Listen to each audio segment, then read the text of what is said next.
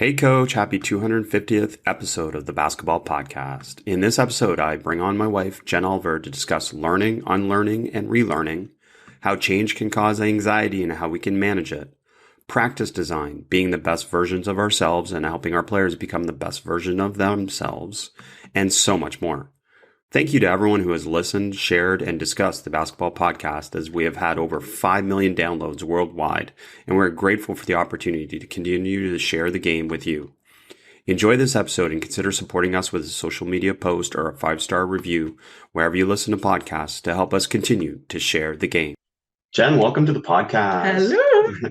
So happy to be here. Since episode 100, I haven't had you on with just you and me together. So great to have you back. And I am so happy to be here.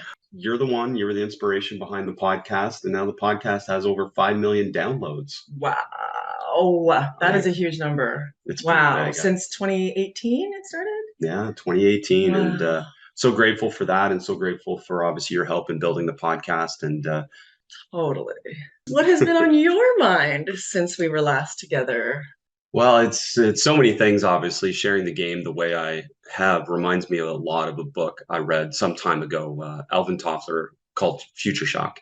Mm-hmm. The basic premise of which anxiety can be caused by too much change in too short a period of time. And when I think about so many coaches that we've shared the game with, I think this is a realistic quote to be able to understand kind of the process of joining basketball immersion or interacting with our concepts, and now all of a sudden being in this situation where it's almost too much information, too much overload, and they think they have to change everything all at once. But my favorite quote from that book was, "The illiterate of the 21st century will not be those who cannot read and write, but those who cannot learn, unlearn, and relearn."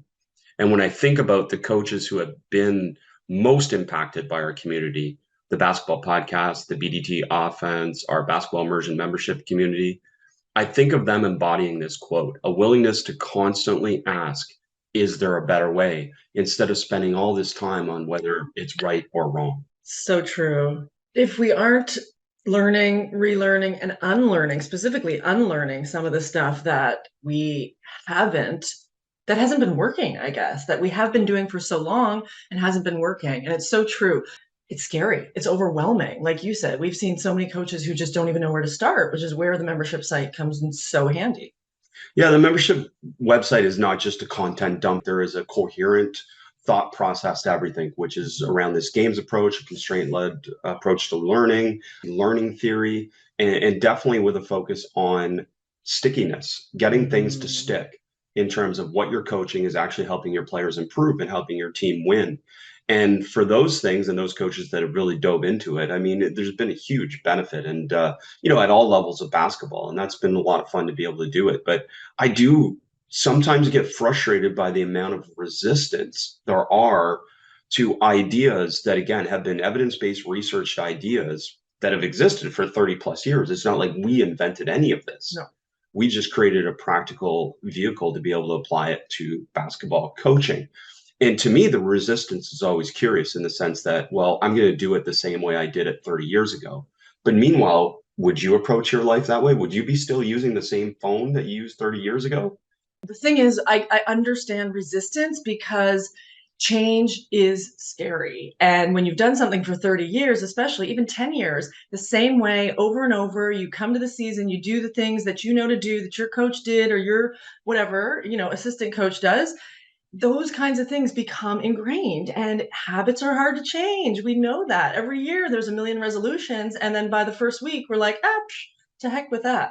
So change is hard. And then when you do feel overwhelmed, it's really difficult. So what kind of advice do you have for coaches who do have that, rather than being frustrated or, not knowing what to do with them? How do you give them a little bit of advice to help them with lowering their anxiety in the approach to that? Well, this is something that I think you and I have discussed at length, certainly over the last few months, especially, and to come up with kind of a coherent thought process around this. And the thing that sticks with me is obviously coaching development mirrors player development. we would never ask a player to change everything all at once. Mhm. And that's the same for coaching development. If you want to incorporate games approach, you want to incorporate more random practice, you want to incorporate constraints, you don't have to go all in and jump in the deep end right away. It can be dripped in. And Well, maybe that's you the can ideal. explain this concept of dripping, because I think, I've learned it from you and from this. Well, I mean, when it comes to dripping, you just think of it as habit change. When you're doing something in practice every day, it's like habit formation. And I, as a longtime health and wellness coach, realize that you again can't change everything at once. You want to overhaul your health. Well, what does that mean? Maybe that just means drinking more water and then getting used to that and then adding in exercise or other health habits that you can compound and add on. So the same thing goes for basketball immersion. You don't dive into the website and then go to practice the next day and add 10 new things. Everybody is confused, overwhelmed, and we leave crying. However, we bring one new thing, and for a week or two, we're doing that. Then we add something else, and it makes a big difference. Well, it makes a big difference. And don't try and change your entire coaching approach at once. We never ask that of a player. Change an aspect or try an idea, get comfortable with it, and then change another or add another. And obviously, coach development isn't a race, it's a process. Just like we'd say in terms of a player development, it's non-linear. So is a Mhm. coach's development, it's non-linear. And I can still reflect back on different stages of my development as a coach where suddenly something clicked or I got better at something, or to be honest, I tried something and it didn't work and I threw it out and said, I'm not going to do it again. And that's part of this process of development that, coaches get to muck around with the material. That's really where I think so many of these ideas are born, and where I think coaches move from just adopting the ideas to adapting the ideas. And that's Mhm. truly what we want. We don't want people that are just disciples that do exactly what we want them to do. We want them to make it their own, and we want to adapt it, not adopt it. Well, and your whole thing is decision training, right? We're training the players to make their own decisions. We as coaches can't be on the floor, right? And so the same thing has to go in practice. We can't all of a sudden expect that we are going to do something for them. We have to expect that they can learn and adapt one thing at a time, that they can then implement and make the right decisions, but they have to understand what's even going on first. Absolutely. And for you, I think a lot of this is hitting home even more now that you're watching our daughters play, our daughters Mhm. experience coaching, whether it's in soccer or different Mhm. types of camps or different types of sports, and certainly with basketball coaching with me. So I'm curious, first of all, being a former college player, you were the best player in our family by far, Thank you. great college player, and tremendous success with your team in college as well. But I'm curious your takeaways from now coming to practice and watching our daughter's middle school team in particular and seeing them practice. Well, it has been fun coaching our daughter's middle school basketball team together. And now that our daughters are 9 and 11, it is just so fun to kind of team up and coach them. So, of course, right now I'm just on the sidelines and or being an extra player on the floor watching you start from scratch with this team who I would say at least 50% of them have never really played basketball at all before, and other ones have just done a little bit. So, going back to when I played, I'm just thinking, wow, this is so different. I mean, obviously, our longtime listeners know about your abhorrence of the three-man weave. So we don't do that. I mean, that was a staple back in the day for sure, when I was in middle school or high school. But definitely, I think just the minute we understand that it's a games approach to coaching the sport. And this is what I've learned from you over the last number of years. And then seeing that, like you said, in golf, tennis, soccer, the practices are drills. Run around a cone, kick this here. There's no defense. I never put two and two together that that was not the fastest, most efficient way to get these kids to understand how to play in the game, which is the whole point. We're not here for the practice. Sure, we want to learn the skills, grow, adapt, improve, yada, yada. However, when it comes to actually transferring to game from practice, I mean, these girls, after a week of our middle school practice, they can play. They can play 4-on-4, 5-on-5. And I think about back to when I started, it was so many layup lines, just 1-on-0, doing my own thing on my own. And I was not prepared to play a game, even sometimes till college. I would be like, it's a hot potato. And I'd be, because I couldn't make those sound, solid decisions in the game because I was so used to having no defender or having a defender but just doing my thing and playing a role, not making decisions.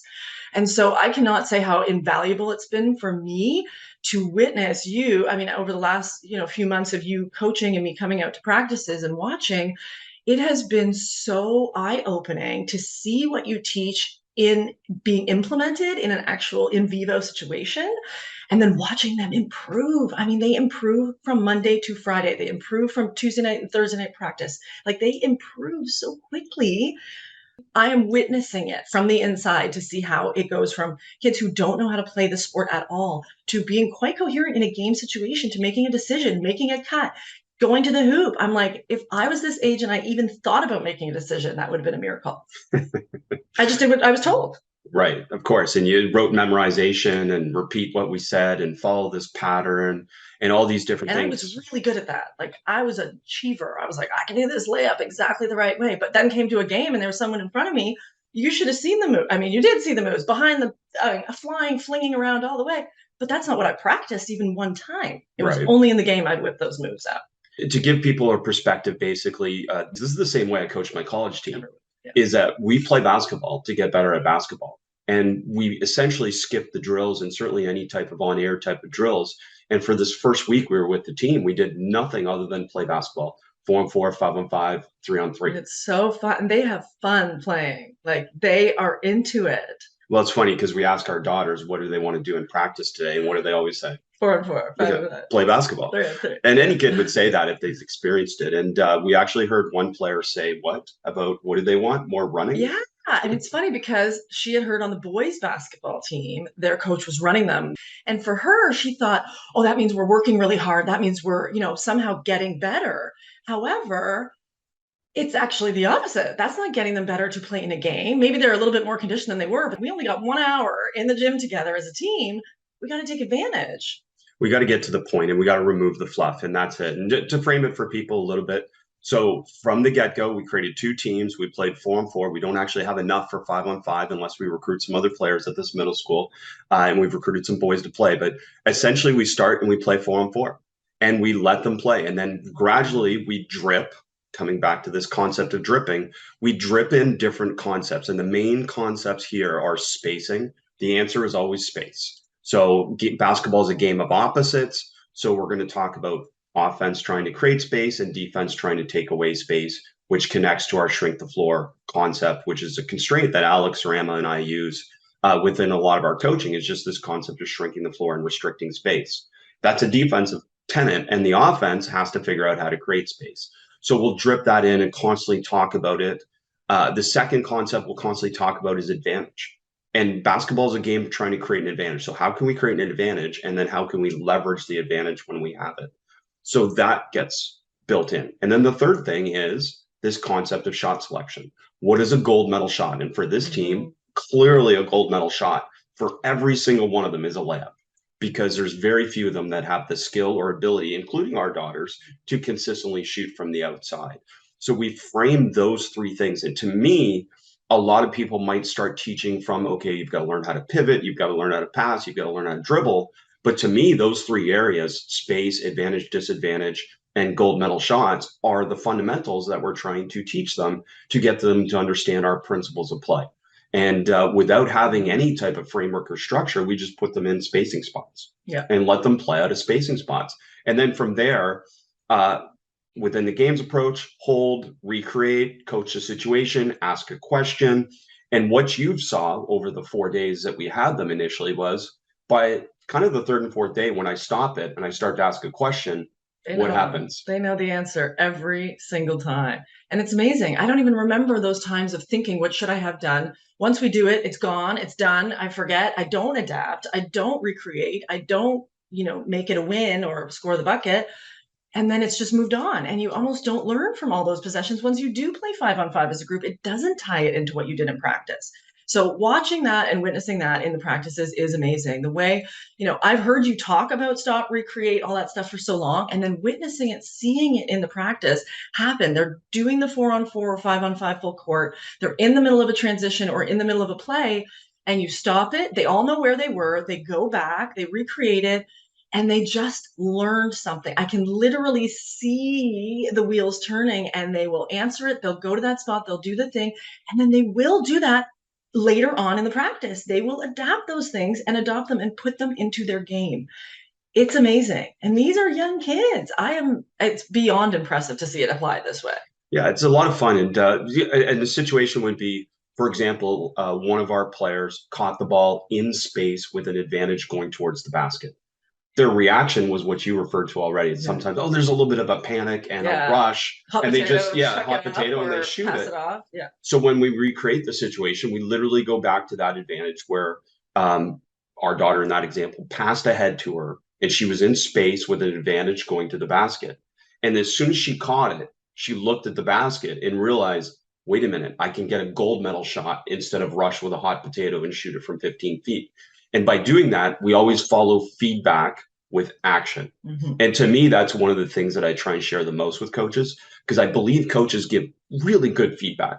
Really good feedback. I mean, there's so much good coaching, but sometimes they give that feedback and don't give the players a chance to apply the feedback so that they can connect perception and decisions with the skill execution. And we do that for these players.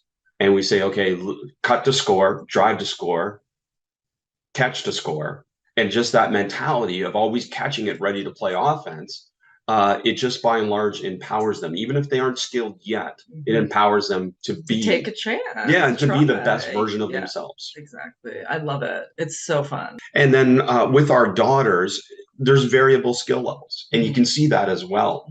And I find this is the easiest way to be able to account for individual differences, because within the game, we can now help them understand a role that can help them be the best version of themselves. True.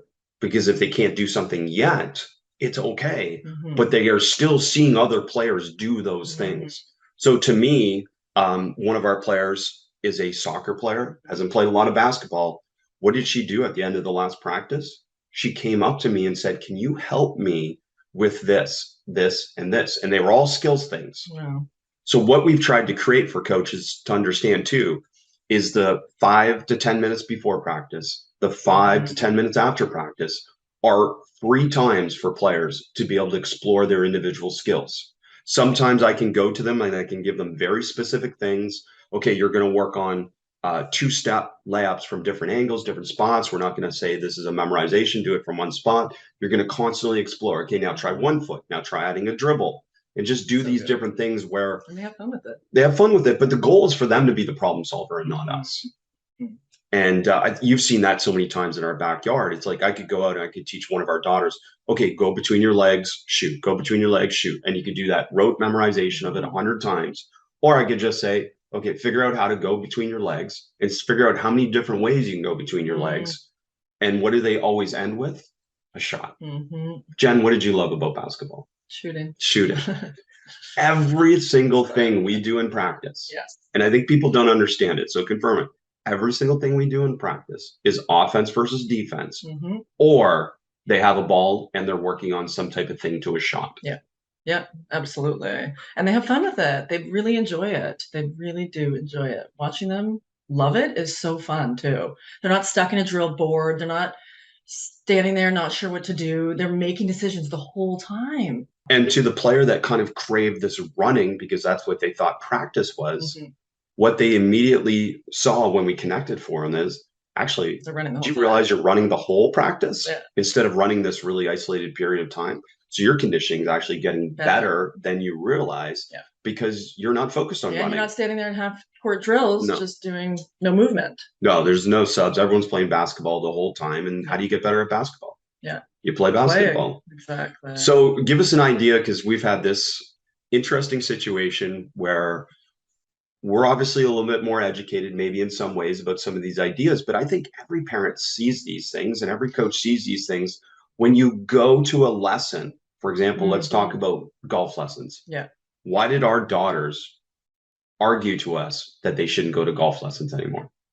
I mean, why did they write us a 5-page essay about it is the question. I mean, this is the first thing I've noticed about it is you can right away know the quality of a practice by whether the kid comes home and says, I loved it, that was amazing, or I don't want to go back, or that was boring.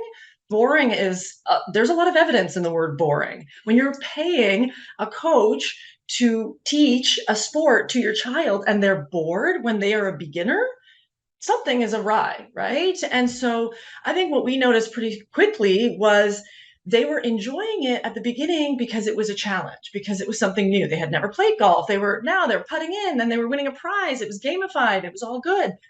Then they kept going and kept going, and there wasn't anything that was building on it. There wasn't a challenge for them beyond the usual little putting. They didn't spend enough time either on the green, either in the game situation or in whatever kind of competition.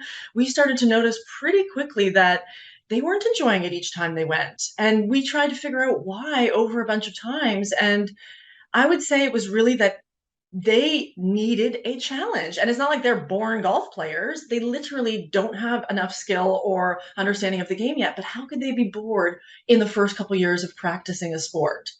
Well, I know why they can be bored, and you referred to it, is that all they did, well, they didn't play golf, they just played driving range. And they did rote memorization, repeating of shots. They had way too much technical information given to them. Okay, do this, do this, do this, Yeah, do this, that's what do they this. said. Every shot they would correct their form. And they'd be doing it for 2 years with every correction every single time. And yeah, I guess it just wasn't helping them actually feel more confident or competent. And this is not to devalue the importance of some technical feedback, but to be honest, as a beginner, and I do this with shooting with players, is the main thing is I constantly have them shoot, and then I constantly ask them, how does it feel? Mm-hmm. And the number one thing is I want it to work within their body, to feel that there's no stressors on their body. It feels comfortable, and the movement makes sense for them. And then from there, it would be, okay, try this. And then they try that a few times, and then I would say, well, how does that feel? And then we'd help them connect things to help them kind of improve their technique with a Q&A kind of approach, rather than do this because this is what the book says, or this is what works for me. It's what does work for you. And there's a lot of variation in golf swings. There's a lot of variation in basketball shots and that type of thing. And also to understand that obviously it's a progression to get there. And giving you a 10-minute lecture on the technique doesn't help you. You know what helps you? Swinging the club for 10 minutes and occasionally goes in the hole. Yeah, occasionally getting feedback on saying, hey, try this, or have you thought of this, or how does this feel? That type of interaction with playing the sport and learning the sport by playing the sport. In context. I think the most obvious sport that I've seen it be shown in this way is soccer. I mean, it's Presley's first year in soccer. She's never played soccer. She's 9 years old. She joined a team, and it wasn't until every Saturday game she's playing in the game. Every other time they're going around cones and kicking into a net with no defender. And it's like, okay, how is this helping per se? So practice is practice and game is game. Why isn't that married together closely? And that is what I think I've noticed the most is we watch this, they do these drills and skills around the cone, they kick it, they have no defender, then they get into a game and absolutely don't know how to get the ball away from another player who already has it. It's not a ball in open field for them to go grab and kick. Now they don't know. Do they tackle? Do they hit? Do they run? Do they go the other way? They don't have that practice experience. And I think that's what I noticed. So in contrast with your basketball practices that we've been doing is they play in the game. They're then learning in that game context. Oh, this is how I do it. This is how I rip and do the Z because someone is on me in my face, not, oh, I'm just grabbing this ball because it's a loose ball and I never have a competition. Oh, you nailed it. For soccer, it was just this lack of interaction with an opponent or with space. Yeah. Right. And we could see it reflected in the game. She just didn't know. She could run everywhere. And if there was an open ball, kick it perfectly. Then when there was people, what to do? Well, and our daughter had an advantage because she's played basketball. She played basketball for me, obviously, a ton. So she knows the answer is space. So if what we would do a lot is with her off the field is just connect it, saying, hey, always find space, kick to space, run to space, get the space. And that really did help her. And that really is the fundamental that exists in most of those type of invasion sports is just find space or take away space. And then, the pylon dribbling drills, I mean, must be soccer's equivalent of 3-man weave to me. But I know we do dribbling drills around pylons in basketball too. And I just got to say, bones over cones, bones over cones. What does that mean? We need people, we need human interactions because the decision-making process, even if that person is stationary. We call them octopus. They have to stand still. They're allowed to steal the ball, but they can't move their feet. Okay. That interaction gives them a more realistic perception of Mhm. what actually are the visual cues and what is the distracting information. And Right. clearly, when you dribble around Phone a is not pylon, moving and it's down the it doesn't floor. move. There's no decision, and it's usually just rote memorization and repeatability. And oh my gosh, they're getting better. Well, what are they getting better at? Yeah, yeah. Dribbling So around by a cone. themselves. Yeah. Yeah. So instead of that, my argument to, if I got a chance to talk to our soccer coaches, and there's like 10 practices going on, it's pretty consistent through all those practices that by and large, they don't play much soccer. They do a lot of drills without interaction of an opponent. And my number one thing to them would be to say, play more one-on-ones, two-on-twos, two-on-ones, advantage, disadvantage, play basketball, or, in this case, soccer, where there's decisions constantly stimulated. And we, coming back to your golf example, constantly load challenge. Yeah. We're constantly, as coaches, worried about how it looks. Oh, they're so Mhm. much better because the drill is clean. Mhm. Well, the reality is they're not better now. They can just do it. Yeah. And, And we know would you learning is call it, messy. yeah, would you call any of our practices clean? No. No, but that's not what you're going for. That's Not not what what you we're do going at for. practice, right? And I told Kennedy yesterday, she said, I didn't play my best today. And I said, did you try your best? And she said, yes. And I said, then that's okay. And every time you make mistakes, you are learning. Boom. Right? It's the same thing if you go in math. Sure, maybe you didn't get 100% on your test. Great. What did you take the opportunity to learn from the mistakes that you did make? I bet you went back to the test and the ones you got wrong, you learned more from than the ones you got right.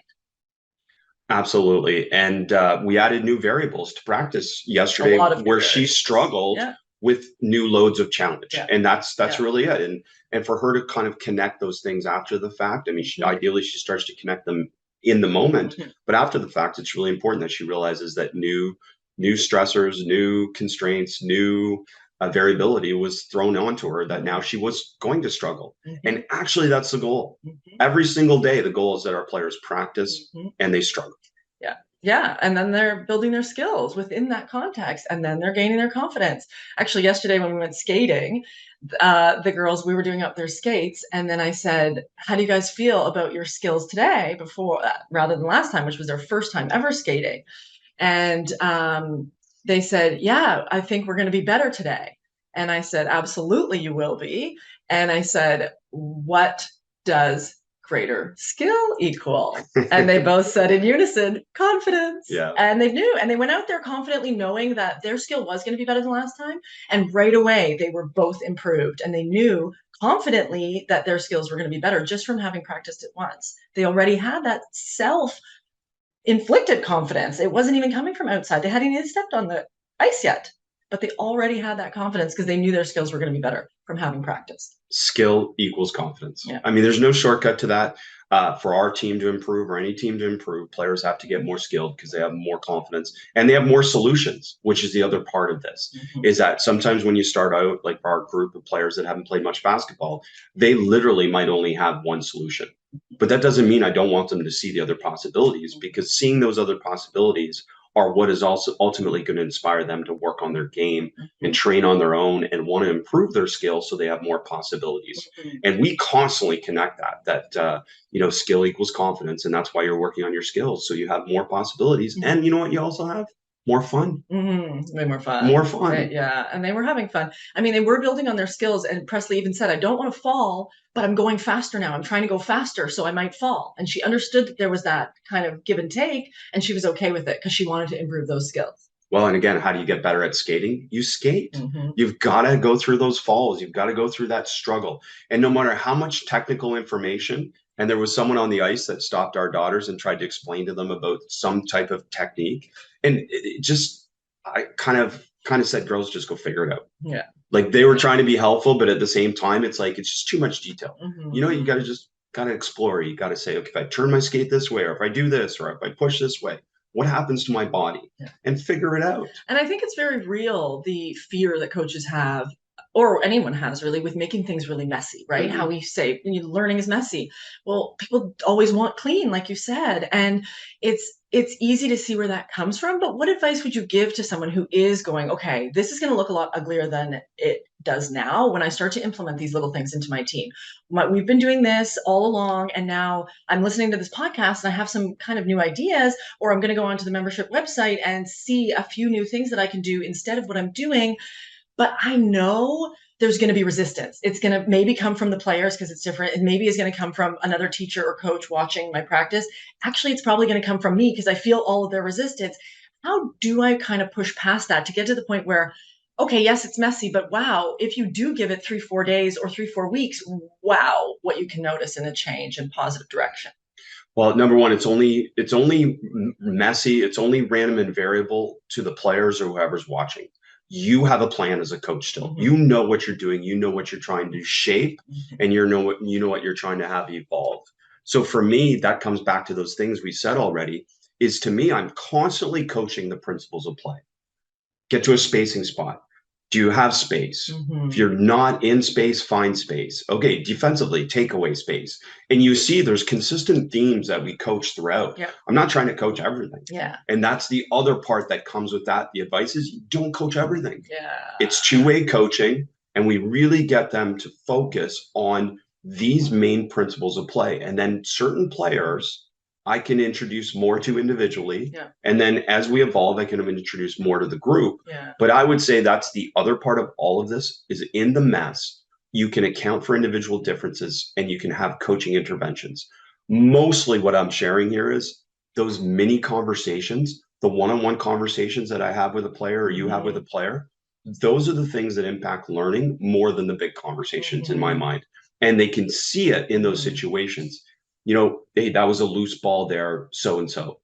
Do you remember the concept of Zing it instead of trying to pull it straight? You know, that concept we can connect for them right away because they just experienced success or failure in that moment. Yeah. But we've also given them a solution that we can connect for them. That's the idea of it. Coaching within the game, it is, well, I guess come back full circle. Don't be afraid to stop it. Yeah. Do you feel that we stop it too much? No, I think it's a perfect amount. And I believe I can already see they think it's a perfect amount because they all kind of know.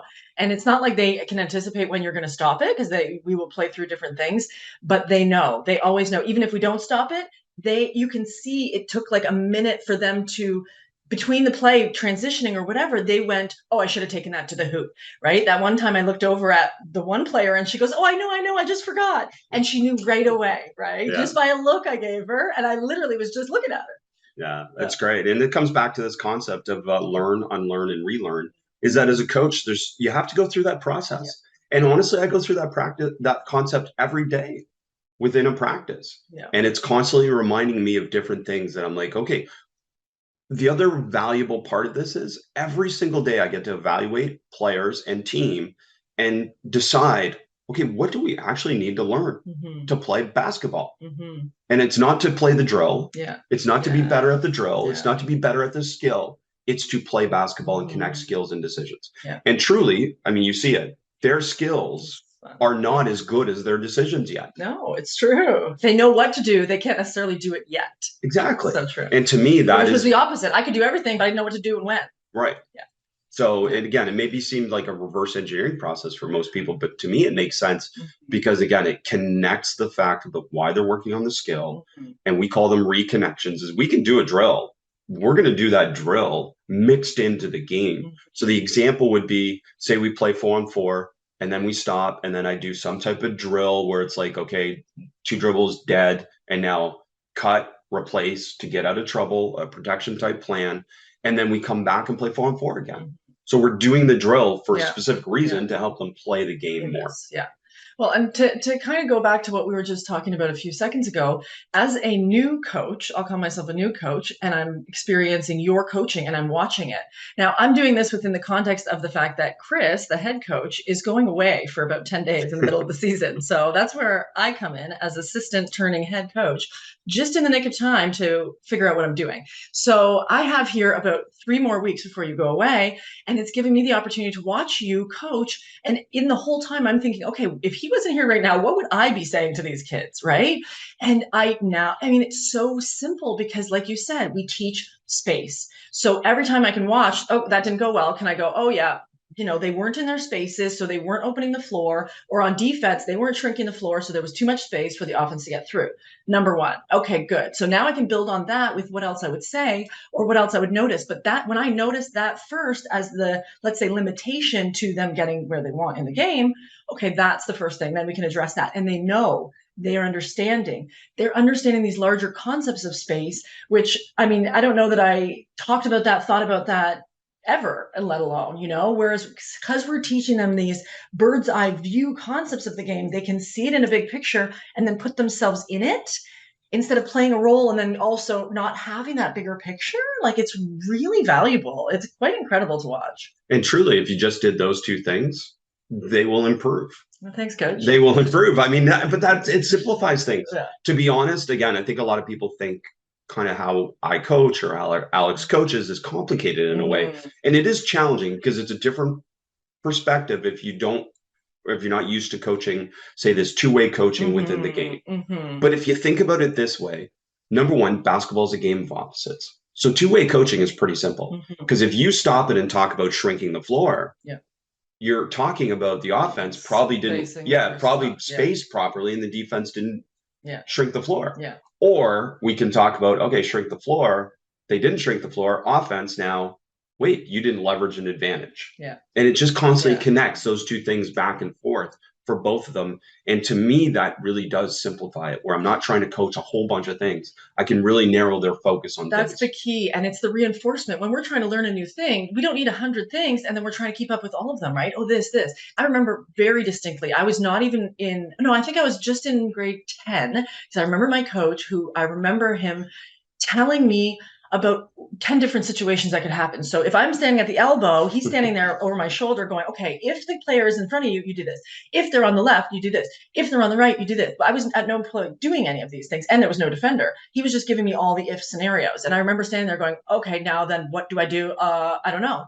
And what you do really well, and I think this game's approach is exactly doing to them, is helping them through experience understand what might come up for them, and then being able to make the decision around that, because it's the decision making that you're teaching, not the each individual skill and the 100 permutations and iterations that could be, because no two plays are literally ever going to be the same. And so when you kind of try and teach within, this scenario, when the player comes to the left, well, they come to the left at a 10% angle, 20% angle, 30-degree angle, whatever.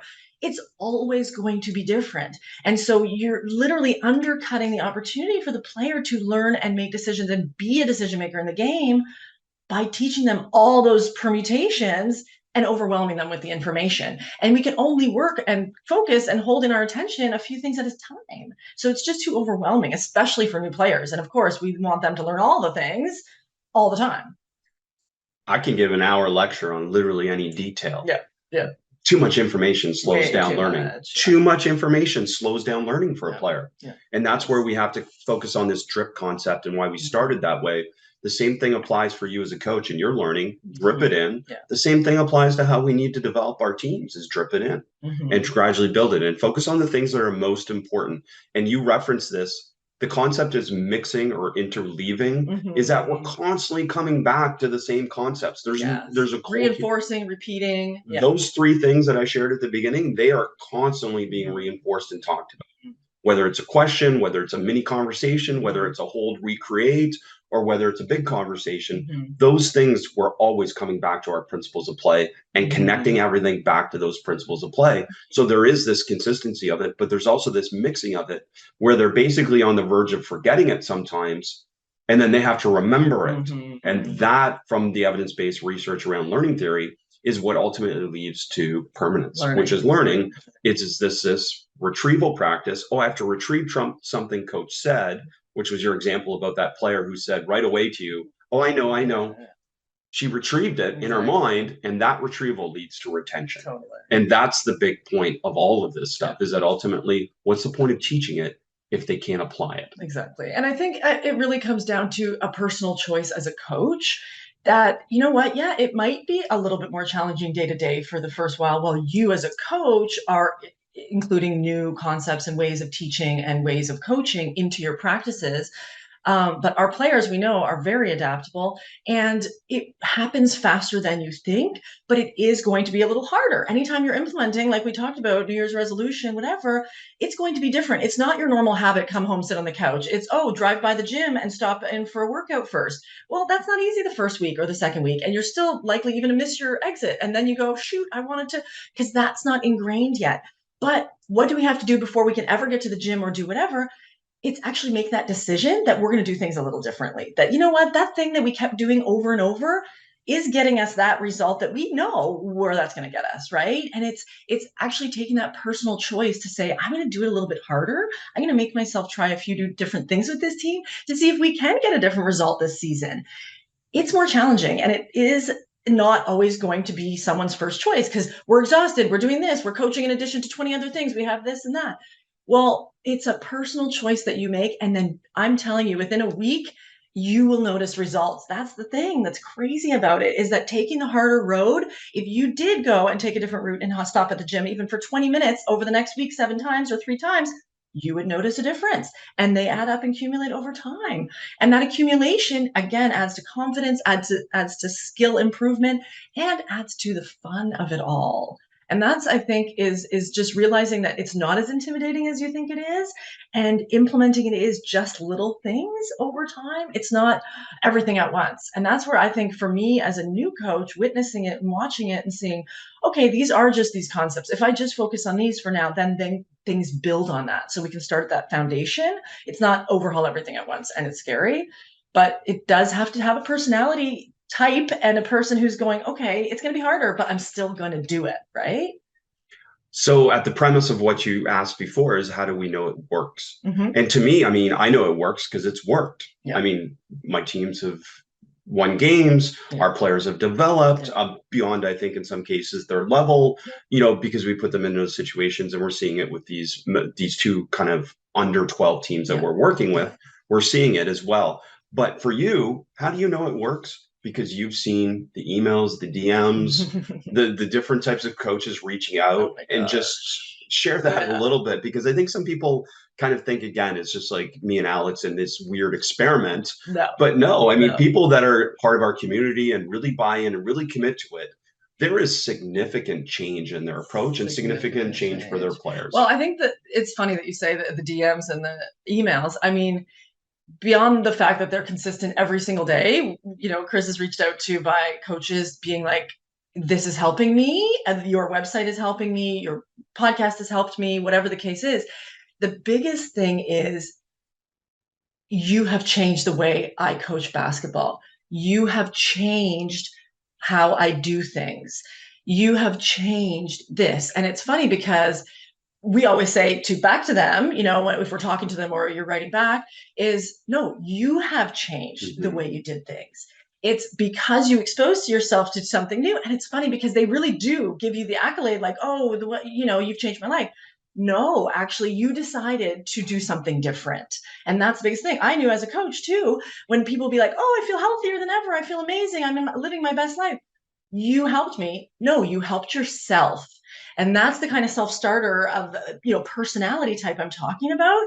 And those people are the ones that are really achieving that success very quickly, because they're the ones putting themselves out there to try something different. And the success is very apparent very quickly. But a lot of these coaches, I've done things the same way for 10, 20, 30 years. And since I changed this, since I started this, since I implemented this, everything's different, right? From player satisfaction, which is a huge one we see with the girls, to games and results and scores and, you know, improvements in skill development, whatever the case may be from the player's perspective. But players, I think the biggest thing is they notice now, players that come to Chris's camps, players that come play in Chris's practices, they will go back to the way things were, or if they go back to a different practice where they're doing that old way, let's say, which is just the same old skills and drills, they're less enjoying it, and they find themselves to be not as improving in those situations. Even our girls, we sent them to an amazing high level, maybe one of the best schools in America, camp for a week. And they came back saying, what, Chris? I mean, coach, I mean, I took the girls to the camp, we hung out, then they came home to tell you about it. Yeah, well, and they said exactly what you would expect. They did stations, they did drills, they played basketball very little. And Chris coaches gyms of 80 kids at one time and does not have to do that, does not need to break down the camp that way, can do a games approach in a gym with 60 to 80 kids and have them playing basketball for 3 straight days. Is that right? You're either playing offense versus defense, or you have a ball in your hands, or you're having some interaction, offense versus defense, and you're always shooting. Yeah. To me, the thing, and this may be an extremism for some people, but I really feel it's the way, and this is where my coaching has evolved, and I've dripped things into my coaching, because I don't think I really thought this even 3 years ago, but now I 100% believe it. I will do nothing in a practice, in a camp, in a player development session where a player is not shooting. Or the goal is not trying to score. Because if we're removing that, we're removing the whole point of the game. It's like not that forward momentum energetically stops to holding pattern. It's like, oh, just do this. Like at no point in any game are you not in a forward momentum. I would argue if they're not trying to score or stop someone from scoring in anything you're doing, then it doesn't transfer and connect as much as you think to the game. So to me, it's pretty easy as a basketball coach to make sure that we do everything, offenses versus defense, to be able to connect something in terms of the goal of trying to score. And that's why we share that kind of motto with our players. It's catch to score, drive to score, pass to score, shoot to score. I mean, it's all these things. The goal is to score. The goal is to score. And however you approach that as a coach, you can decide what. We're just trying to help you understand a little bit more about the how. So if I was a coach and I wanted to implement these things and I didn't know how is your website set up? Like I would go in there and say, I want to learn, okay, I know I don't want to do 3-man weave. What would I do instead? What do I search? How do I go? It's a rabbit hole, and it's intentionally designed that way a little bit. Now we have courses. Okay. So we have 25 courses. So a coach can follow kind of a course and say this is a constraint-led approach or a games approach, and kind of follow a course along to be able to kind of go through that progression of learning for sure. But I think by and large, the coaches that get the most benefit are the ones that start from a baseline, start from, say, the clinics. We have a bunch of clinics from Alex and I on there. You get a broad picture of it. And then from there, you go down the rabbit hole. And to me, it's how I learned. It's not this like, okay, read this book and then apply it. It's like, oh, yeah, there's this idea that's exciting. There's this idea that's exciting. This idea that's exciting. Okay, now I want to learn more. So I'm going to search more about that and find more about that. And that's how kind of it leads to, just like for a player, it leads to more of this permanence because you've mucked around with it. You've kind of come to this mixing concept where you've stimulated your own retrieval practice that leads to your retention, and you've seen it or you've heard it enough times that now it makes sense. Matt Klein, Matt, assistant coach at the Immersion, Missouri, tremendous. We met him when we were at University of Windsor. He's at Eastern Michigan. There's an example. A young coach dove into the membership community, eventually got the BDT offense, connected with Alex, and has gone all in on these ideas. And he said it was okay to share this, but Missouri's having a heck of a year this year. We're grateful to be working with them. But Matt, just incredible that he said this. He just said, the information that I learned from the basketball immersion community has helped separate me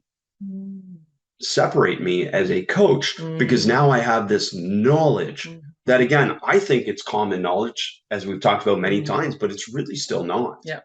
And that's really part of it, that to hear people like that they invested, they got value back, and it's adding more value to their life beyond just us. It's other people now see the value that they have. And that's pretty cool. That is amazing. So above and beyond coming into the membership site and learning and being self-directed in your learning, you do consulting now with teams like Missouri or multiple other teams, and you've been traveling, more than ever, spending weeks abroad, with now taking our kids too, which is fun. But what do you do for those teams when you go in and implement things with a federation, right? For example, Germany or Sweden, you've gone in and you're actually working at the highest level in the whole country, applying the skill development and player development at the grassroots level. What is it that you're exactly doing there? Yeah, it's amazing after all these podcasts, and I'm still pretty bad at talking about myself. Yes. Yes, I know. But we don't like, I mean, we're not doing these things. And I do feel there's a certain privacy when we do work with people. Yes. So we don't share it and we don't go True. there. But we met with an NBA head coach at Summer League Mm-hmm. and we spent time on the two-side break and the BT offense and the conceptual offensive concepts. And now we're watching that team use those concepts. How cool is that? That's fun. Yeah. How cool is that? And it's just those Yeah. those fun experiences that we're here to obviously share and to be able to add to what you do, in some cases make over what you do, and in some cases remove from what you do. And I remember the first NBA team I shared with, their number one takeaway months later was that they removed fluff. Mm-hmm. They removed things. Why are we doing this? Yeah, time. why are we doing this? Yeah. It doesn't add any value to our players. It doesn't add any value to our because we've always done it, we always do it. And it's those old traditions, which, not knocking tradition in any way, but realizing when something is not serving you anymore, it's just wisdom, it's growth, it's evolution, it's understanding that there could be a better way. And perhaps we open our mind and we do. And that's, you've received a lot of openness from NCAA high level Division I teams and NBA teams who have been doing traditionally the thing for so long, and they know still there's a better way. How can I get a little bit of an understanding of to improve this at this highest level of basketball? There's still so much we can do. And actually, some of it is removing some of the stuff we've always done, realizing it no longer has a place here. And that's okay. It was so fun being at Summer League, this summer and getting access. I think we watched over 10 plus practices.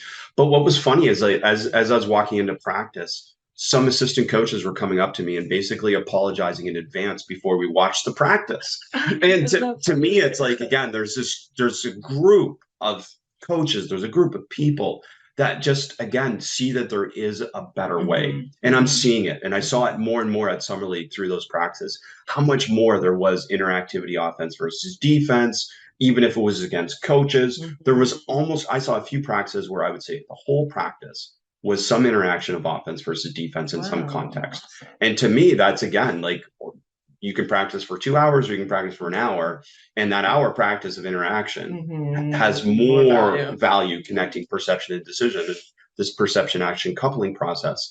And I do believe that just grateful. I mean, we're here to share, and so many people have been open-minded about that. And then the other part that with consulting, I mean, certainly I've gone in person and I do stuff in terms of sharing, the Australia tour. Certainly we went into different organizations and different clubs and we did a clinic and we did a player session.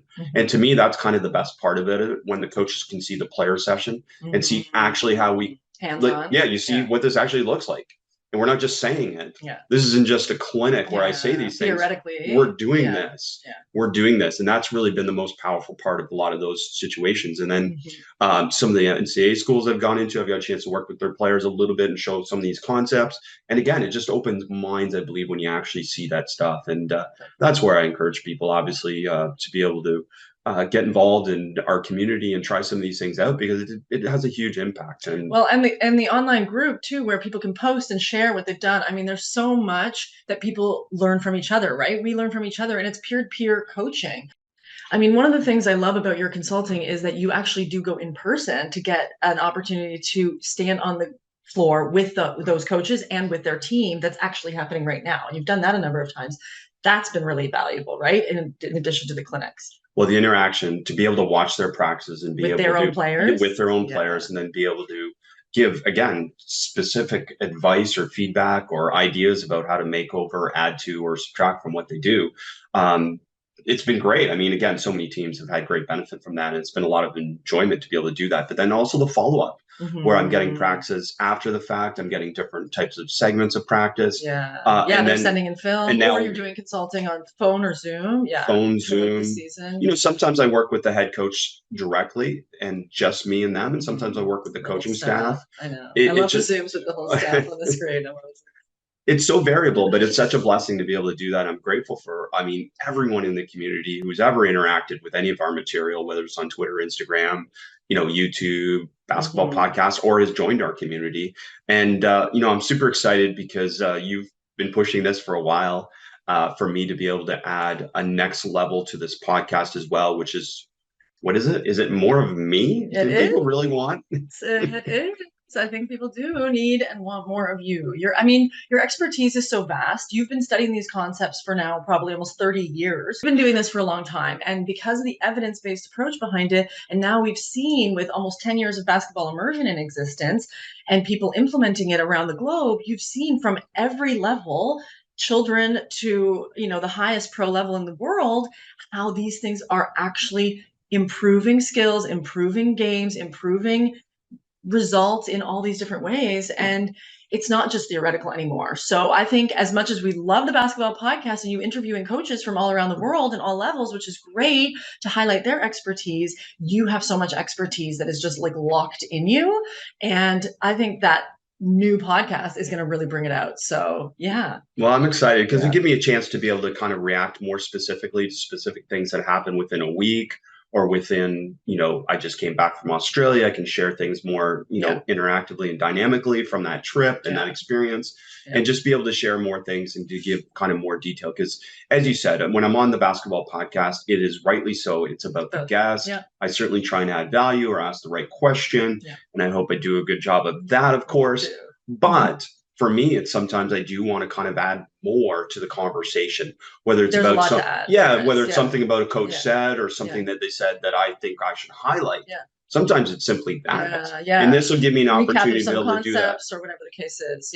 It'll give opportunities to be able to ask more specific questions for different listeners. It'll be given an opportunity for me to be able to share deeper ideas about what I've been sharing or what I've been involving or interacting with. And then certainly this experience of being able to share more specifically some of the ideas from some of the coaches.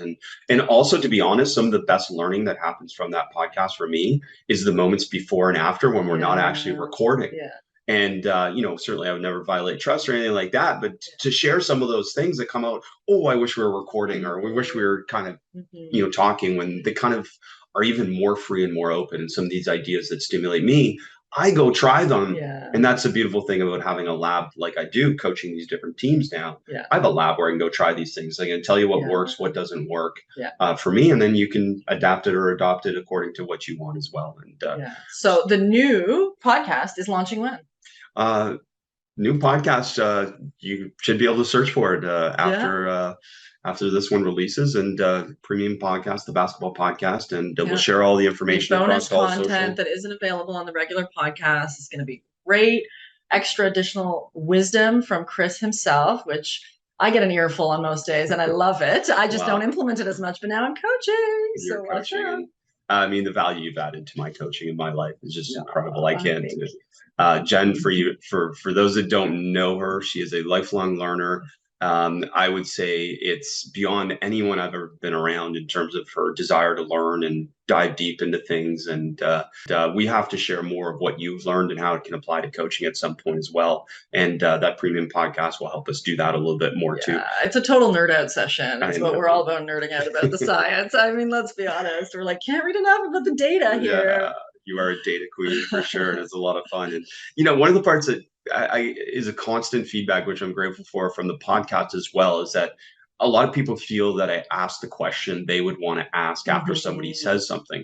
So I have to circle back to something you said. And our daughters wrote a 5-page essay on why they shouldn't go back to golf lessons. The first step happened with tennis, where they advocated for themselves. And this is what I want to focus on. Whether you're a parent or not a parent, I feel that my parenting has mirrored my coaching, and my coaching mirrors my parenting in some way, where it is somewhat of a games approach. It's let them figure it out, let them find their solutions, be there to be able to intervene when necessary. And this is an example of that, something that you spoke to them about and you keep reinforcing to them, which I'm so grateful for, is advocate for yourself. So talk to us about the importance of that, because I believe this applies to student athletes, is that we need to create the space for them to be able to advocate for themselves in a safe environment where they have psychological safety and it's non-threatening, and it's not the potential of this transactional thing. Oh, you advocate for yourself and now I'm going to bench you, or I'm going to run you, or I'm going to be angry at you. as a parent, we're going to create a space for you to be able to do this. So talk to us about Well, I this. mean, first of all, the creation of that space is huge. And I think most people don't advocate for themselves because they don't feel safe enough to speak what they want or what they need or what they, even ask a question in most scenarios. Like they might sit there at a basketball practice and not want to put up their hand or ask a question because they're too intimidated by the coach, too intimidated by the situation, and they don't want to ask a dumb question.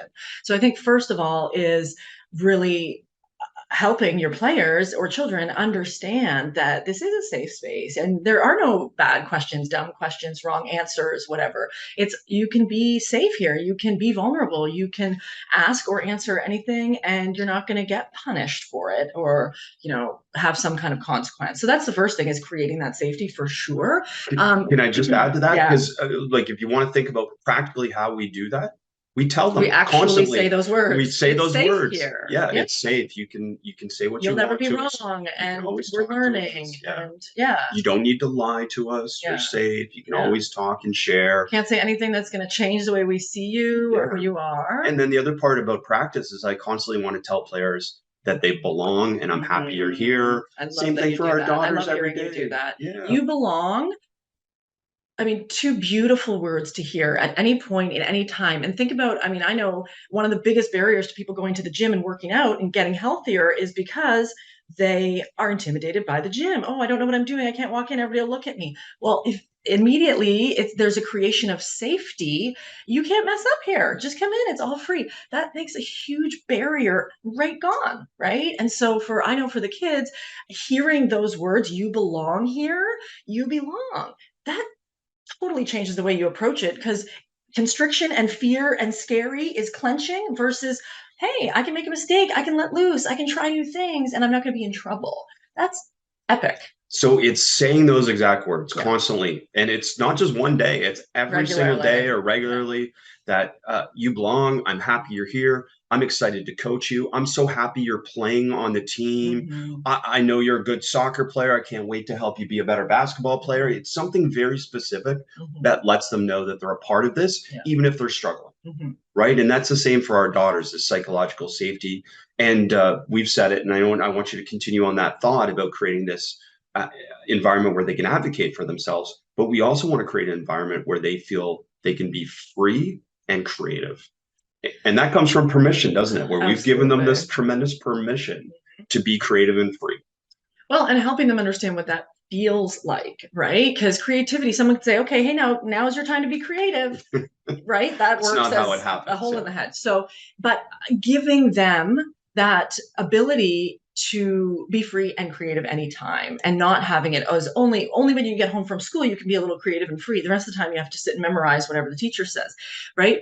Making them realize that just like there's no seams between practice and game, there's no seams between life and school. These are not different juxtaposed things. These are, you're a student at school, you're a student of life. You are walking into each day, each afternoon, each morning as curious, a student and a human that you are. And when you do put up those barriers and walls, and you can only do this here, and then you can't do this there, and this is not allowed in this position, in this space or whatever, you almost make them feel like, oh, I'm only right to advocate for myself in this situation. But then when so it's safe at home, sure, I can tell mom and dad anything. Then I go to school, and when I didn't understand why I got a question wrong on my test, I didn't go to the teacher and ask, what did I do here? How can I learn from this mistake? I just coil away, walk away, be mad that I didn't get the right mark.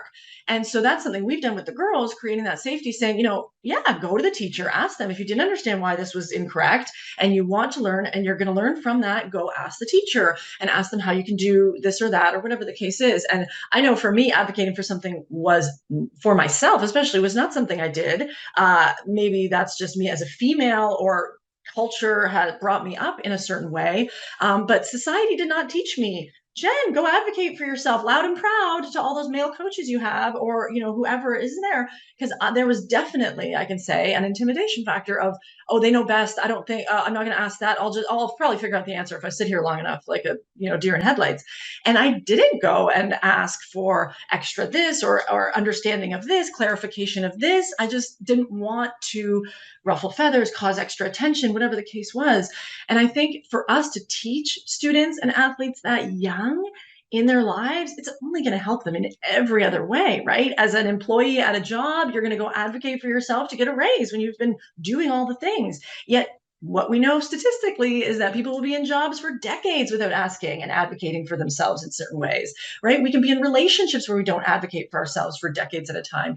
And these things are important. And I think when you speak of it, there's no elephant in the room. Everybody's nervous. Nobody's talking. It's, hey, we all belong here. Every question belongs, and no one's then judging their partner, neighbor, whoever. And the other part about this is that I frame it for people as saying, my children are active participants in our family. And in their learning. And my players are active participants in our team. This isn't like I'm the coach and then they're the players and do what I say. No. It's like we're all actively involved in the same goals. We want you all to be the best version of yourself, and we want to help our team succeed, whatever that looks like. So talk to us about the other side of that. So you advocate for yourself and somebody says no. Yeah. Like we could have easily said to our kids, okay, no, you must go finish golf lessons. And we have done that before for other things. Yeah. But that's part of the education process too, is like, you may advocate for yourself. That doesn't mean you're always going to get what you want. Well, and I think, it depends let's say from the parents' perspective, if the kids come and they write the 5-page essay about the golf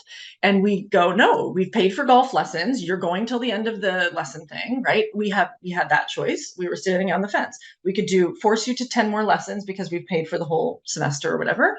Or, hey, we're taking into account this 5 pages that you wrote about. We're going to have obviously a discussion about it, and then we can have the other decision, which is quit now because this has become a waste of your time and it's a sunk cost because we've already paid for it's a waste of our time. We're driving you every time and have to hear about the complaints and you're not happy, and that's an hour and a half that you could be doing something else. We could go golf as a family, which is really why we're putting them in. That's the games approach. We want them to go play. Why are we putting them in golf lessons at 10 years old? So you and I can golf with them whenever we want. So let's golf with them whenever we want, and we learn within the thing. We did that with tennis, right? We did that with tennis. Same thing. We would watch their tennis lessons. We went, obviously it was an hour long, so we'd stand there or we'd leave and come back and we'd get to watch a bit.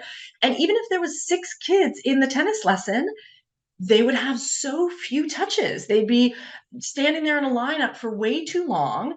And we're just going, okay, so we understand why they don't like it.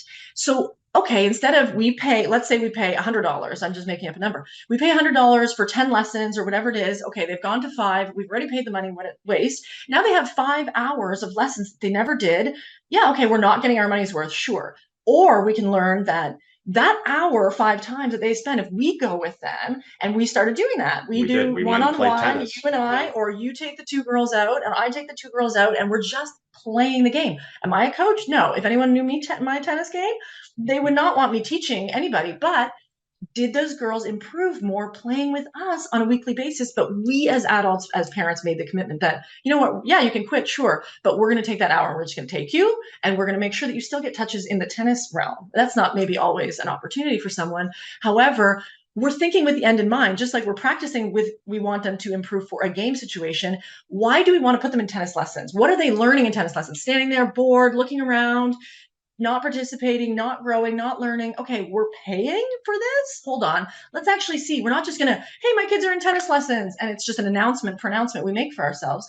What's the purpose? What's the actual goal? And what result are we seeking? Well, and for us, it comes back to, again, it's not right or wrong. It's, is there a better way? And there was a better way for us. And we understand not everyone has that opportunity to be able to do that. But we created space to be able to play tennis with our daughters and to hold space for them to play tennis with them. And they improved more in that space than they did in the teacher-led space from an expert. Because they played more tennis. Exactly. And not to mention, it was a real realization in our way where it was like, hey, we do have the time to actually teach them tennis. Yeah, we aren't tennis pro number 1, but we can teach them what they need to learn now, and then we're interacting with them and enjoying. We're not outsourcing. We can outsource other things, but this is a potential thing that we don't have to outsource. Why do we? Well, and the moral of the story is both of them, if we said, hey, let's go play tennis or let's go play golf, they love it. They want to go play. Yeah. And that's the goal. Like, we want them to enjoy the sport. And that's the same vision for basketball practice. I'd like them all to enjoy wanting to go to basketball practice. Oh, wait. And then with this club team in the area, under 12 club team, what was amazing over the holidays is, again, I don't want to portray any part of this that we're good or we're skilled It is a struggle every single day outside of our daughters and probably maybe one other player. It's a very low level in this area right now for this team.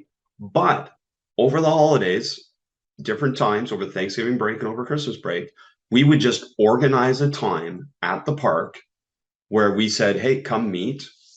And did people come? People came. So much fun. But you know why they came? Because they knew they were going to play basketball. Yeah, they're not coming to do a drill. They're not coming to do drills. They're coming to play basketball. And why do kids, they don't know how to compete, or they don't know how to play pickup? They don't know how to do that. You know why they don't? Because we don't create those space. Yeah. We don't create the space and hold the space for them to do it. And because our kids have played basketball every practice, they know that if they come to the park on their holiday, they're going to play basketball. So sometimes it's 3-on-3, sometimes 2-on-2, sometimes 4-on-4, depending on how many players came, but they played basketball. And I coached them less in those times. I gave them even more freedom with the idea of giving them more space to be able to kind of figure things out on their own. And we only interjected when we needed to. And that was a tremendous part of this. And to me, so much of this connects back to your playing career and my playing career, and realizing when was the best version of Jen as a basketball player and when was the best version of Chris as a basketball player? When we were playing pickup after our careers were over. Why? Because you had freedom. Yeah. I wasn't trying to fit in a role or do only what the coach told me to do, or totally. Again, this isn't a knock on your coach. No. But man, great coaches for sure. Because you were a very good player. Yeah. But I think you were potentially a great player. Potentially. Because the way you played pickup was a completely different version. I was a different player. It was a different version of Jen. Anyone who knows me can attest to that. My pickup game, because it was free, and I spent so much time in games nervous that I wasn't doing the right things, and nothing from practice necessarily did transfer for me. And I never realized that until afterwards. Well, and the other part is that you were limited in the game. It was like, do this, stand here. And then there was no opportunity for you to just catch to score, drive to score, pass to score. Yeah. It was, okay, move the ball here because you're following within the this system. Yeah. To me, like so much of what I share with people is reflecting on how good I got at pickup after I wasn't coached. Like I could have played at a high level, I feel, if that was the version of me. Yeah, good. Yeah. Because I had the skills. Man, you and I both, we worked on our game so much on our own. Player-led development. You were alone in the gym. I was alone in the gym or my driveway. My skills were there. But you know what wasn't there? Game. Yeah. My game, my ability to play in a game. Because I know, because again, I loved my high school coach, tremendous person, love him to this day. He showed up all the time. He created space. My coaches all did that. I love them. Nothing negative about that. You know what we did? We ran suicides or lines, as we call them now. We did rote memorization drills of 3-man weave, 5-man weave, and we played in an extreme structure, which was fun for the camaraderie of the team and all the things. Everything went well. It's just now we know better, so we can do better. Right? We can do better. We know better, and we know that Chris and Jen would have been much better basketball players if they played in an environment where they could problem solve. They had some freedom and permission to make mistakes and to find solutions for themselves. And that doesn't mean just roll out the ball and let them play. It meant that we would be coached within this context. Yeah, within the context. And we see it in our kids. I mean, our 9-year-old. Oh, it's next in 4th grade, was I even playing basketball? No, let alone the things that she's doing. It's incredible. The decision making. She's making decisions in a game, like in a practice. It's amazing. And our 11-year-old throws passes that people can't. Behind the back. Yeah, can't catch, can't play. We never practiced the behind the back pass. I mean, when Chris actually teaches players to pass it this way, over the shoulder, back, behind, do this. That was like, if you even did it, they would be like, this is wrong. Don't do that. Why are you doing that? Kennedy will approach at the top of the key before she even she's doing between the leg dribbles, behind the back.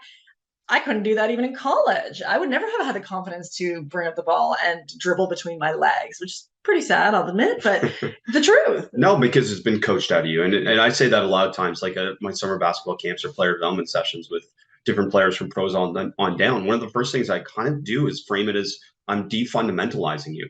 What you think is a traditional fundamental actually isn't. It's actually just one solution. Like a jump stop, people would say is a fundamental to playing basketball. But you know what it is? It's only one solution. There are other possibilities and other solutions. So to me, that's the biggest thing that I've done with our daughters when they play with me or they play at practice, is to never teach them something that restricts them and limits them. Mhm. Now, I can You do always a good pull job of them that. back, Yeah. but I can always pull them back Yeah. and say, hey, listen, Kennedy, in this situation, in this game, focus on doing this because that's your advantage. Mhm. But if I start with the restriction and the Yeah. limitation, she never gets that holistic perspective Totally. of what's possible. And to me, that's the most beautiful thing about watching them is they both see what's possible. It's so fun. Yeah, Yeah, to watch their little wheels in their head turning. no question. Well, we could probably talk about these concepts, and we have, and we live together and talk about it all day and all night. So we have to kind of end at some point. But this has been really good. I love featuring you and highlighting your wisdom, babe, because you really know what you're talking about. And I just see how you're impacting the coaching world, see how you're impacting the basketball world. And there's just so much opportunity to come with helping others see that way too. And we really want to increase the conversation. I mean, our hashtag is share the game. We're always sharing, we're always loving to share and hear. But I want to hear from you. Do you want to hear from them? I want to hear from everyone. I Yeah. mean, to me, that's been the value. And that's where, for me, I have so many mini conversations, private conversations where people text or DM and stuff like that. And so many of those conversations have been really stimulating for me to be able to help me kind of focus in and improve on different things. But by and large, it's just amazing to have people involved in the conversation. And that doesn't always mean agreeing. No, and I'm curious, just even how has basketball immersion or a games approach changed your coaching? I mean, just something simple like that is what has influenced you, because there's so many concepts. Like you said, the constraints is a huge one. When I started learning about the constraints, it was like, oh, this makes so much sense. Okay, right? Restrict something to afford something to Yeah. appear. Yeah. I mean, it's just so it's simple concepts. So something like that, I know a little concept like that can be huge impact in the way that your games go, the way that your practices go, etc. So I definitely think we can think of questions like that that we could ask. How has something impacted you specifically? Or what other question would you ask a coach directly? No, we just love to hear your feedback on the value that the podcast or our sharing on social media or the basketball immersion community have added to your coaching, particularly removed from just the plays that we share. I mean, I've talked about it many times. We share plays because people love plays, and we try to add value, certainly with common sense plays that can fit into different scenarios if you want them. But to me, the value of what we're sharing is hopefully things that stimulate about how to teach the game better or differently, and ideas that you can adapt or adopt to be able to help your players have more fun playing basketball. So I'd love to hear more from everyone from that. And, from the podcasts and different things, you can kind of tell even within the podcast, I don't need to be confrontational with people. If somebody comes on the podcast and says they do 3-man weave, I have nothing but respect. There's no moment where I'm like angry or frustrated about that. It's literally, again, these are your choices, and this is you, and you being the best version of yourself as a coach. And I don't feel on the podcast I need to interject my opinion like that. Because I think I'm pretty much on the record with so much of what I share and what I do. And that's why, we've created the bonus material and the premium podcast, is because this just gives you an opportunity to talk more directly about these things in a specific context. So again, coach, from you, listener here of the basketball podcast, what do you want to learn more of? What do you want to hear more of? I mean, Chris, probably you have approximately 700 episodes, just like at the tip of your tongue. So, above and beyond 700, what do you got? Right? 700, just a few. Well, it's going to evolve, and that's going to be the fun thing about the premium podcast. So look for that information. And thank you again for your continued support of the basketball podcast. As I said, over 5 million downloads worldwide in so many countries and so many places. And basketball immersion community, everything from NBA to youth coaches and community, learning and sharing. And immersion videos, which has been amazing to be able to share other people's intellectual property and to help them kind of share what their passion is, and the way they do things has inspired and impacted so many people. And just grateful for all these platforms. And mostly I'm grateful for you, Jen, for all your support and love and all the knowledge that you've shared, and then I have been able to share with others. So thank you for sharing the game with us. Thank you. Thank you for having me. Talk to you soon, Coach.